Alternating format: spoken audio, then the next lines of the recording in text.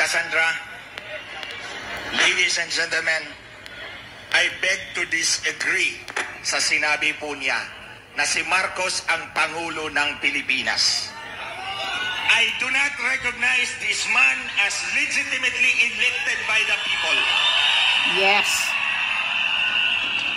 Marcos, kung may hiya ka sa sarili mo, bumaba ka dahil minanipula mo ang election system noong 2022. Wala kang hiya.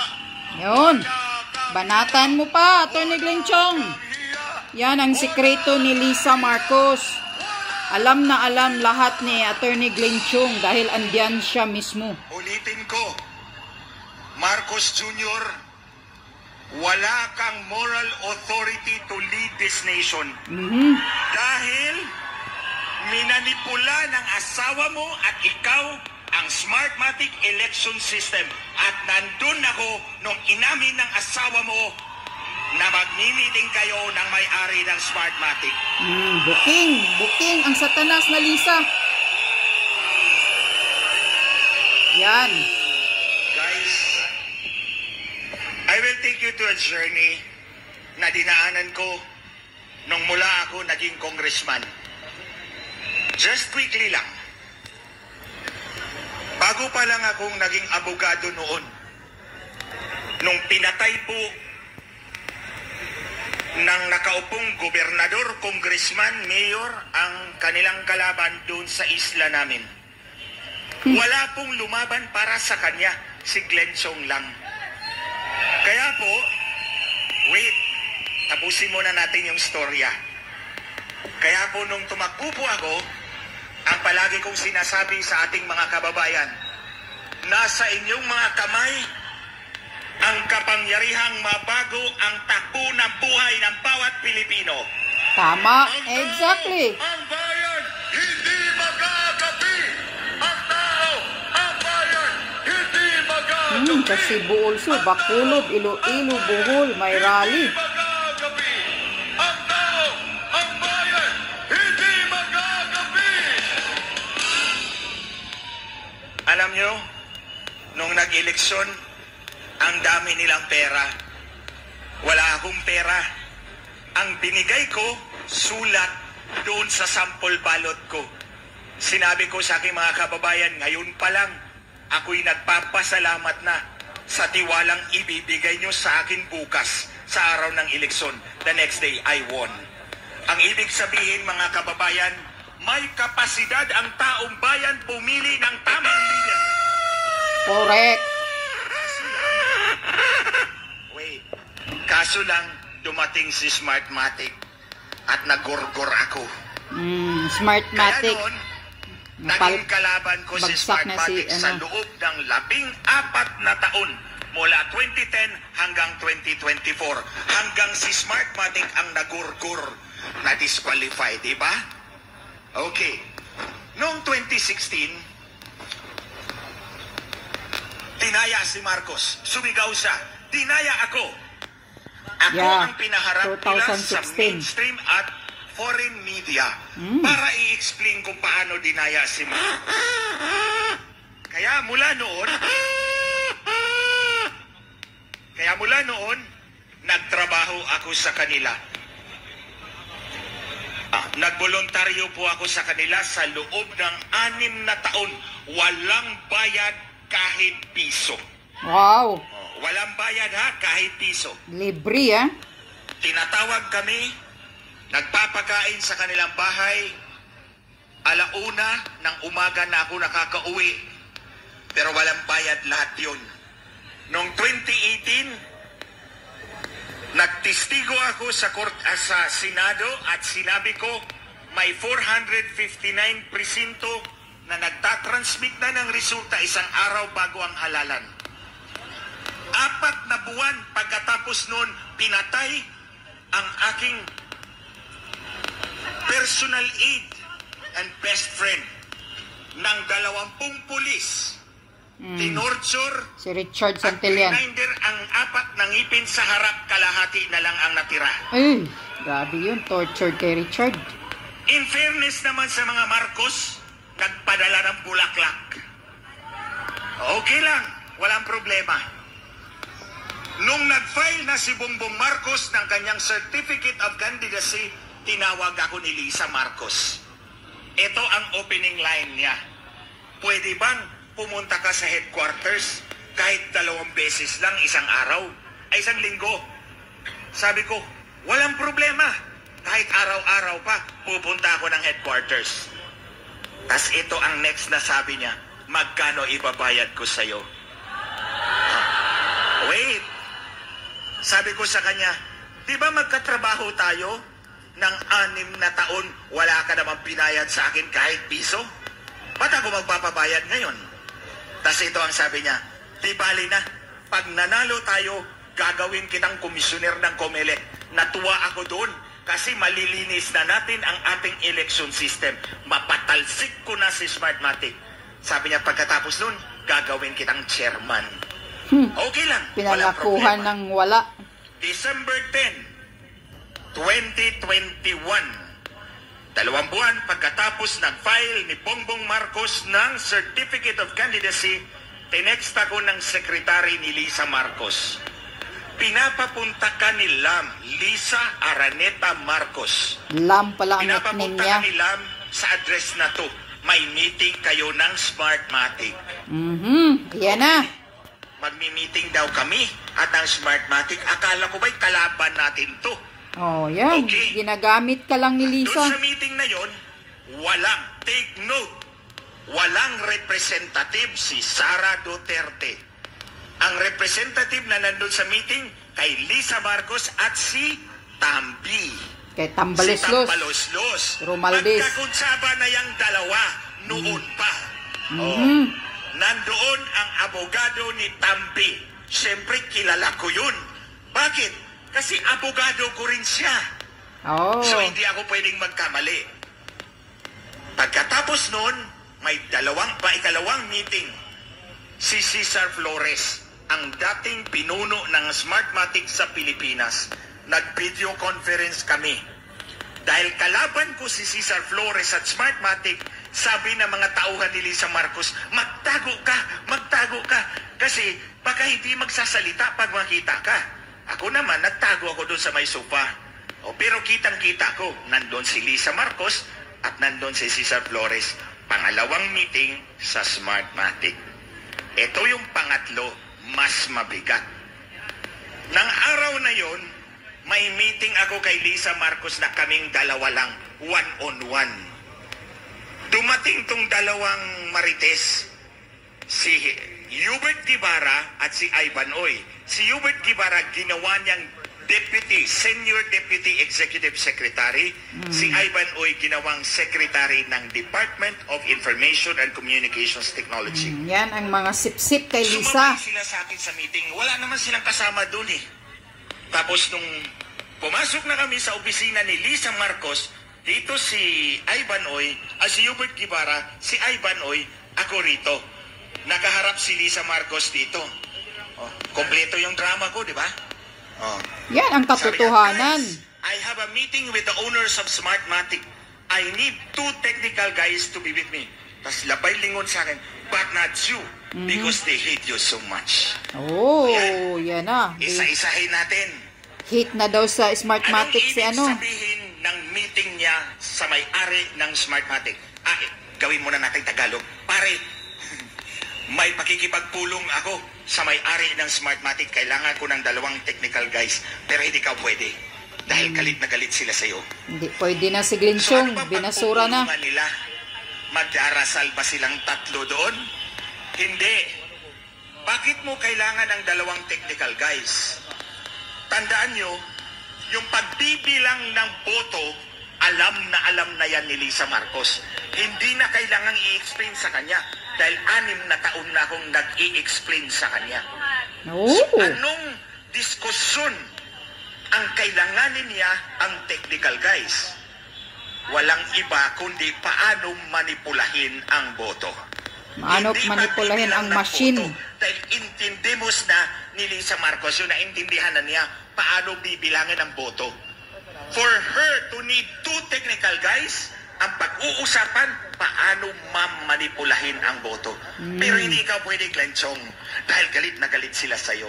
So, ibig sabihin, sinabihan na siya ni Smartmatic, mabigat ang ating pag-uusapan technical. Aba, nawala ang busis. Why? Sira ang wifi or slow? Nawala ang sound sa microphone.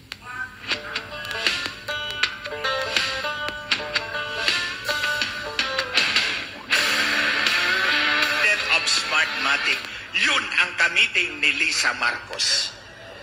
So alam Ulitin nyo, mo. hindi na ako nag-apply nung umupo na sila sa Malacanang dahil alam ko nang binenta na ang ulo ko. Parang John the Baptist, pinugot kasi sumayaw si Salome sa harap ni Herodes. So hindi na ako nag-apply. Tumawag ang Malacanang, mag-apply ka na sa Comelec. Tapos 3 beses nila akong binaypas, hindi nila ako pinili. Hindi ako nagreklamo dahil alam kong binenta ako. Tapos wala silang narinig sa akin, bumalik. Sabi nila, okay ba raw sa'yo? NTC commissioner ka. Alam niyo, mababang posisyon yon kaysa congressman. Pero tinanggap ko dahil ang nasa isip ko, dudublihin ko yung free data ninyo. Pipersahin ko ang telco for the same price, dapat doble yung free data na mga tao. Yun ang gusto kong mangyari. Hindi ko inisip na huhulihin ko sila sa kanilang dayaan. Yung pala, nagreklamo si Smartmatic. Pero, noong December 9, 2023, pinirmahan na ni Ngitbo. Bongit kasi ang tawag ni Lisa Marcos sa kanyang asawa. Ngitbo na lang kasi pangit din naman yung dalawa eh. Pinirmahan ni Ngitbo Bongbong Marcos aking appointment as NTC Commissioner. Nagreklamo si Comelec, bakit yan ang pinili ninyo? Pag siya ang Commissioner ng Comelec, hawak niya ang telco. Makikita niya ang pandaraya natin kasi dadaan sa telco yung transmission data. Ayun, binaway yung appointment ko. Oh, Tapos, traidor. wait, bumalik sila. May instruction kami kay Presidente. Pumili ka ng mga posisyon na bakante para doon ka ilagay. Sabi ko, no. Hindi na ako magpapalaro sa inyo. Tama na. 3 beses nyo na akong binaypas. Tapos ngayon, binigyan, binawi. Anong tingin nyo sa akin? Siguro nagkamali si Lisa Marcos. Akala niya, lahat ng Pilipino luluhod sa kanya para magkaroon ng posisyon. Not me!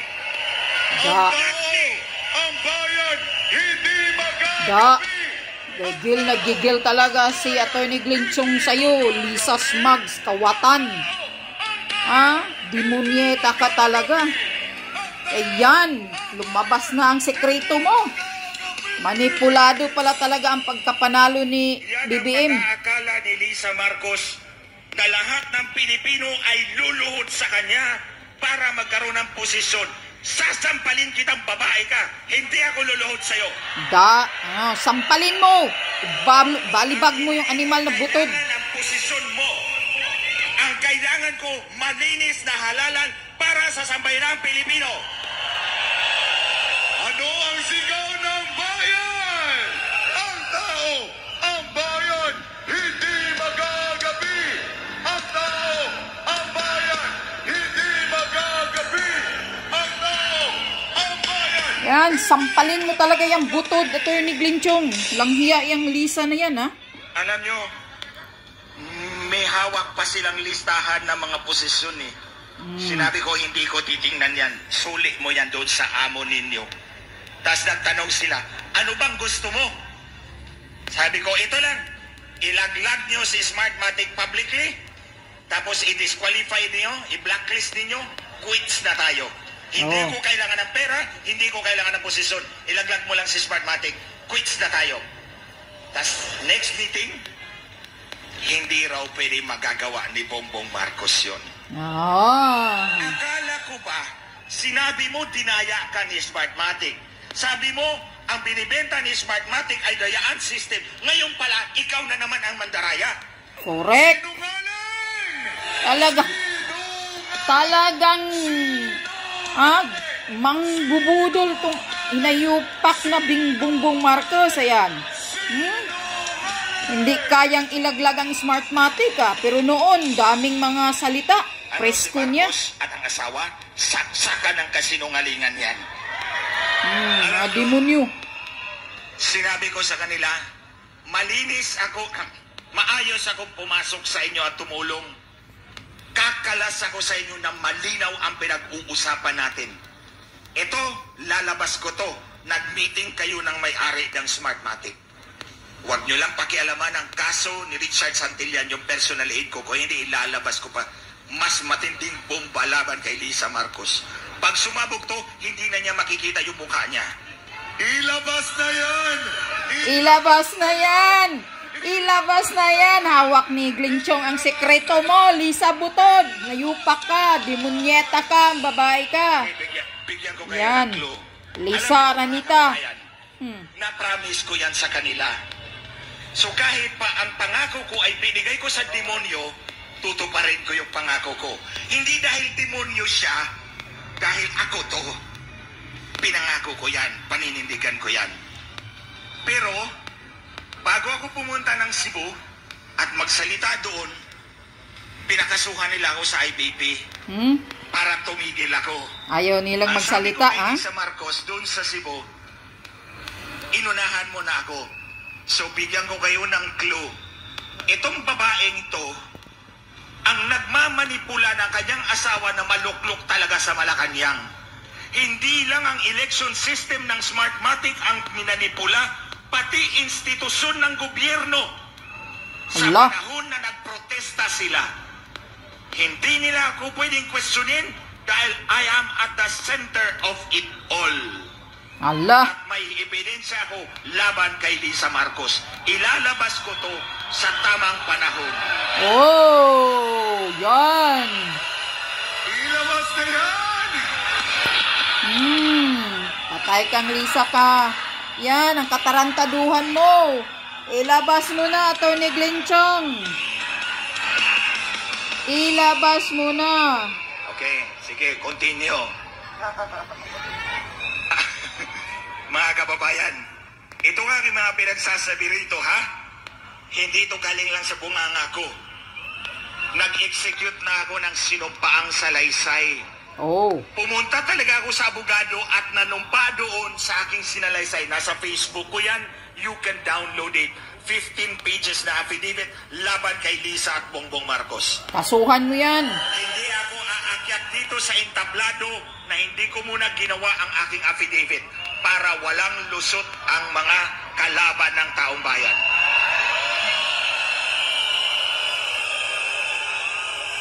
Kasuhan mo, Atty. Glinchong. Ano bang nakikita ninyo? Na magkaparehong aspeto ng buhay ko sa ilalim ng paninilbihan sa mga Marcos na to at sa kalagayan ni Pastor Kibuloy, ni SMNI, ni Maharlika, ni Attorney Trixie Cruz. Sino pa bang iba? Marami pa. Dami pang ginigipit ng hinayupak na yan. Marami pa. Si Pebbles. Dami pang ginigipit. Si retired Las Anong Cañas. sitwasyon na magkapareho kami? Mga kababayan, trinidor kami ng mag-asawang nasa Malacanang ngayon. Mga traidor! Talagang traidor. Yan. Totoo yung pinagsasabi ni Maharlika talaga na after na nanalo, nakaupo na, tinanggal na yung mga group chat ng mga OFW noon. Noong election, ang daming group chat ng mga OFW sa kanila. Pag nanalo na, tinanggal na. Sa Smartmatic para masiguro na maiupo niya ang kanyang asawa sa Malacanang. Minanipulan niya ang pinakamabigat na institusyon ng gobyernong ito para mailuklok niya ang kanyang asawa bilang Vice President at that time. So you see, hindi titigil si Lisa Marcos ngayon dahil nagwagi siya sa pagmamanipula ng election system natin. Hindi totoo na 31 million ang boto ni Bongbong Marcos. Oh. Excuse me. Hindi pala Bongbong Marcos. Bobong Marcos. Bobo Marcos. Ayan, tama yan. Bobo Marcos. Ulitin ko. Hindi totoong 31 million ang boto ni Bobong Marcos. Dinagdagan yan. Tulad ng sinabi ko, sa 3 meeting na yon, walang representative si Sara Duterte. At ayaw ni Lisa Marcos kay Sara Duterte, believe me, nandun ako sa kanyang opisina. Ayaw niya kay Sara Duterte. So, sa pagitan ng dalawang mataas na, actually, ang pinakamataas na opisyal na lehitimong pinili ng taong bayan si Sara Duterte, hindi si Marcos. Yes. Inday Sara Duterte! Inday Sara Duterte! Inday Sara Duterte! Inday Sara Duterte! Alam nyo, ang totoong boto ay yung kay Sara Duterte. 32 million something. Yeah. Siya ang presidente natin. Ko talaga nasa 24 million lang. Inangat nila para pumantay kay Sara Duterte. Dahil kung 24 million lang si Marcos, 32 million si Sara Duterte, lahat tayo ang titingalaing leader ay si Sara Duterte. Anong sigaw ng bayan? Inday Sara Duterte! Inday Sara Duterte! Ang sama ng signal. Sama ng wifi. Okay. So, kaya, huwag tayong maniwala na 31 million mahigit ang boto ni Bobong Marcos. In-adjust yan ni Smartmatic. Okay. Kaya, huwag tayong mag-atubiling humingi o i-demand sa kanya na bumaba ka sa pwesto. Yes, resign. Kapal-kapal ng mukha ninyong mag-asawa. Yes, resign. Bongbong Marcos, Bobo Marcos. Bumaba ka sa pwesto. Manipulado ang pagpapanalo mo. Manipulado ng asawa mong butod na si Lisa Marcos. Demonyeta, pati institusyon, minamanipula. Para lang mananalo ka. Ewan ko lang kung tatablan ang mga mukha nitong dalawang ito sa sigaw nating lahat. Pero, let's keep fighting. Ito. Sandali lang, hindi pa ako tapos. Saan ba? Okay. Dito tayo sa private initiative ni Lisa Marcos. Alam nyo, deep in my heart, I know na hindi nanalo si Sandro Marcos. Oh. Minanipula yan ni Smartmatic. Pero, mahal na mahal ni Lisa Marcos ang kanyang panganay dahil kamukha niya. Kamukha niyang butod, bakla. Gagawin niyang pangulo yan. Ang problema, hindi pa kwalipikado. Sa 2034 pa. Ang termino ni Marcos Jr. hanggang 2028 lang. So, ang panakitbutas dyan ay si Tambi. Actually, ang tawag ko sa kanya, hindi lang tambalos-los, pato. Kasi when he walks like a duck. Si Lisa Marcos, ang katuwang niya ay si tambalos-los. Okay? Kaya magkasabwat yung dalawang yan. Junior, tapos may 6 na taon, 2028 to 2034, hindi pwedeng tumakbo ang kanyang anak dahil bata pa. Sa 2034 pa pwede. Pero hindi nila ibibigayan kay Sara Duterte. Dahil takot siya na hindi makaupo ang kanyang anak bilang presidente. So kaya isisingit niya si Tampalos-Los sa 2028 to 2034. Okay, wait lang. Remember, he walks like a duck. Oh, wait. Nakatrabaho ko yan si Martin. Pareho kaming congressman noong 2010. Ito, meron akong sasabihin sa inyo. Noong 2010, nalaman ko na may Dumating si 10 Sara. bilyong piso na dumaan sa kay Martin Romualdez. Oh, 10 billion. Kinurakot mo, Martin Romualdez. Humingi ako sa kanya ng pansiminto ng kalsada ko sa amin sa Biliran. 525 million pesos yun. Nagkagulo na Sabi ni dumating Martin, si Sara. Huwag mong ibigay sa akin sa session hall. So mga kababayan, para kami mga magnanakaw, nagtago sa likod ng main door ng session hall. Binigay ko sa kanya yung request for 525 million pesos.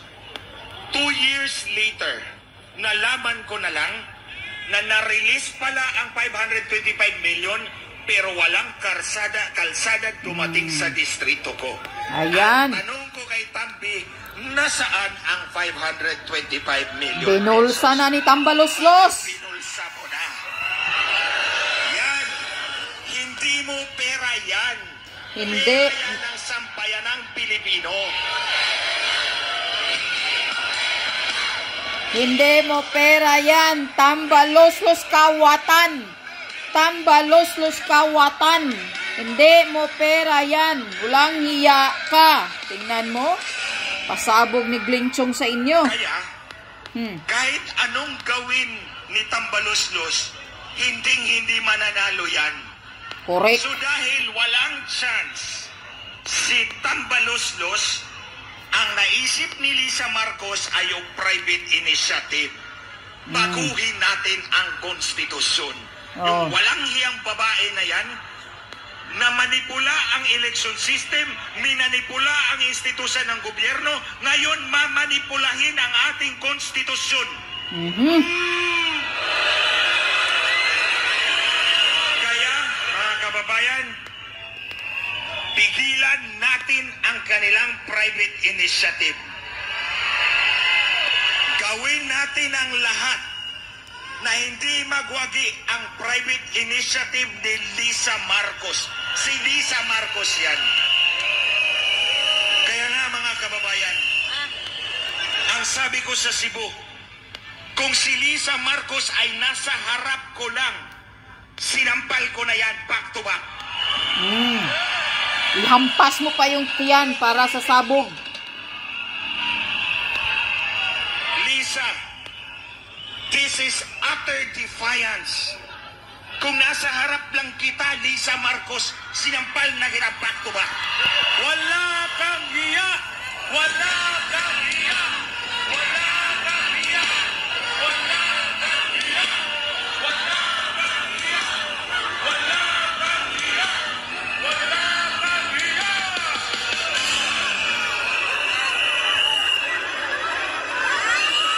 Huwag nating hayaan, mga kababayan, na manaig itong ilusyonadang ito.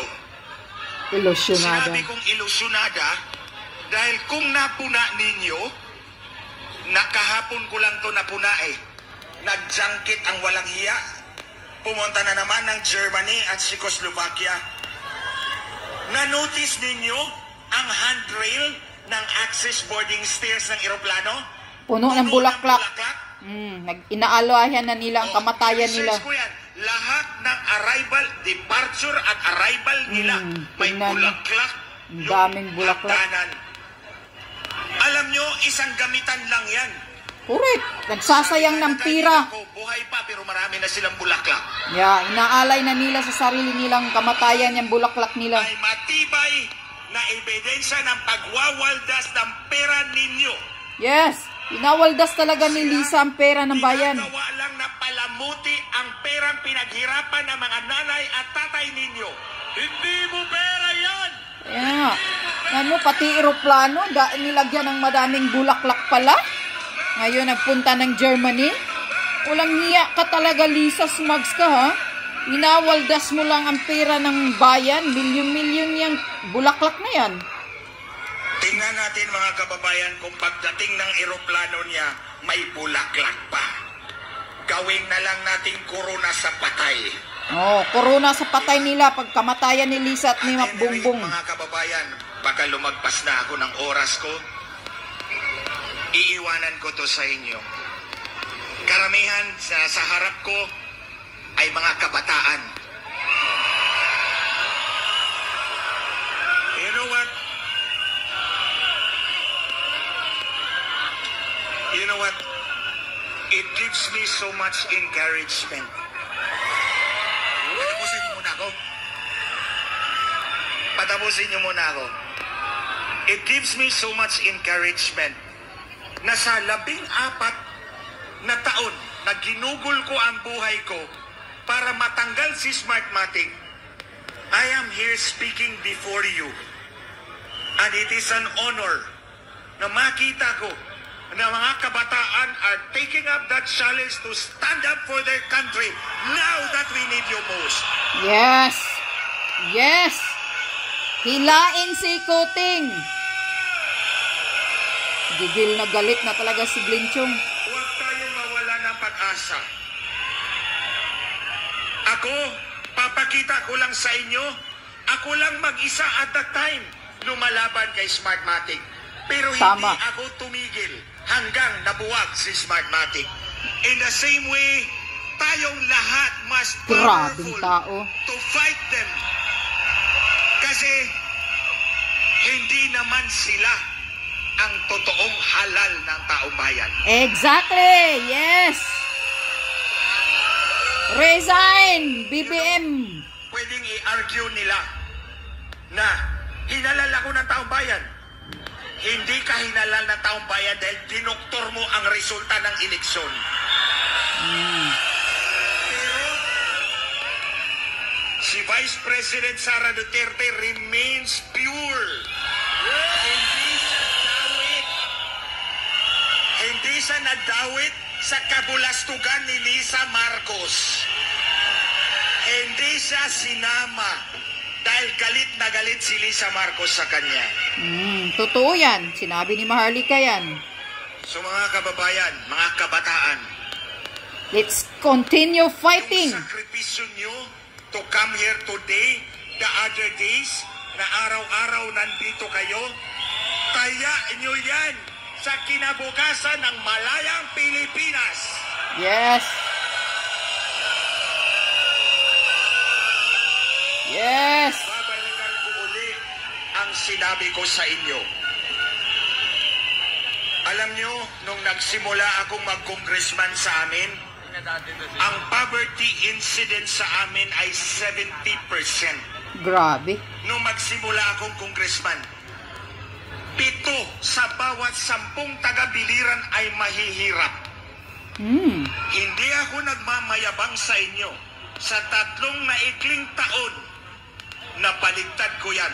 Pag alis ko, poverty incidence was 30%. 3 na lang sa bawat 10 taga-biliran ang mahihirap.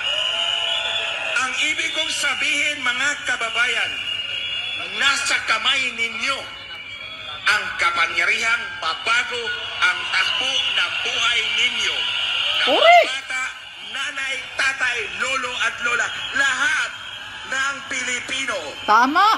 Correct. Ang kailangan lang natin Tumindig. ay magkaisa tayo. Tumindig, magkaisa at lumaban. Itong ating rally ngayon, hindi lang para sa akin, kay Pastor Kibuloy, kay SMNI, kay Attorney Cruz Angeles, kay Maharlika. Ito'y laban ng bawat Pilipino. Yes.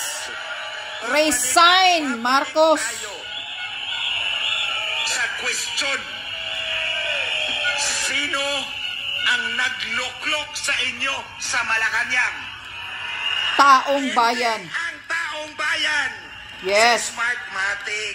Oh, si Smartmatic kasama. Sige, Lisa, ikaw naman yata ang pinaka makapangyarihang nilalang sa mundo.